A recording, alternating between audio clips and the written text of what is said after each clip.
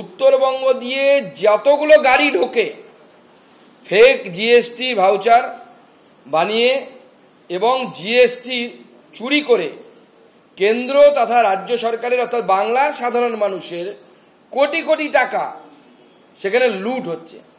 Sister's birthday. No.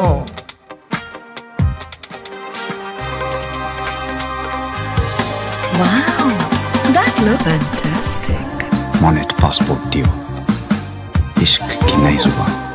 Sukanta Majumdar কোথা থেকে এসে হঠাৎ উনি এক একটা করে কমেন্টস করেন, ওনাকে তো তথ্য প্রমাণ দিয়ে বলতে হয়।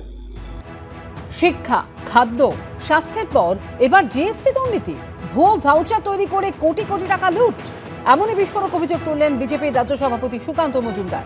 তার দাবি, উত্তরবঙ্গে পণ্যবাহী গাড়ি থেকে জিএসটি বাবদ আদায় করা টাকা সরকারের রাজস্ব ভাণ্ডারে না গিয়ে যাচ্ছে তৃণমূলের ঘনিষ্ঠ বলে পরিচিত এক ব্যবসায়ীর পকেটে। তৃণমূল পরিচালিত শিলিগুড়ি পুরসভার মেয়র গৌতম দেবের সঙ্গে ওই ব্যবসায়িক ঘনিষ্ঠতার অভিযোগও করেছেন সুকান্ত মজুমদার। ইরাজ ঘোষ তৃণমূল কংগ্রেসের নেতা, আমাদের এখন এসজিডি এর চেয়ারম্যান আছে গৌতম বাবুর অত্যন্ত ঘনিষ্ঠ। গৌতম বাবুর অত্যন্ত ঘনিষ্ঠ। পাবলিক লাইফে 50 বছর আছি, যে ব্যক্তির নাম বলছে, প্রথম কথা আমি যতটুকু জানি আমি 14 বছর দলের সভাপতি ছিলাম, দলের দায়িত্বে আছি। তার সাথে আমাদের দলের কোনো সম্পর্ক নেই,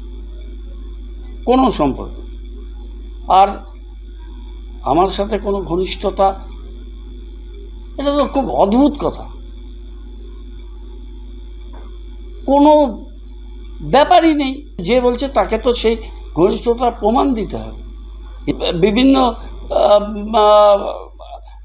এজেন্সিস আছে, তারা দেখুক, ইডি আছে, তারা দেখুক। এই দুর্নীতির টাকা ওপর অব্দি পৌঁছচ্ছে বলেও অভিযোগ করেছেন বিজেপির রাজ্য সভাপতি।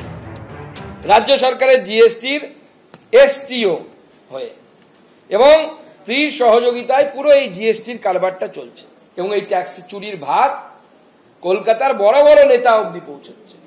All rubbish and bogus, they should prove it.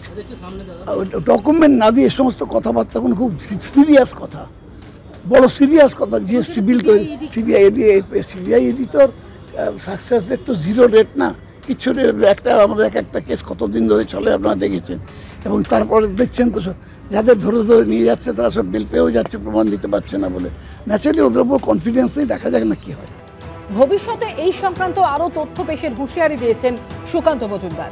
Shibashis মৌলিক, জয়ন্ত পাল ও সনুজ শাহর রিপোর্ট, এবিপি আনন্দ।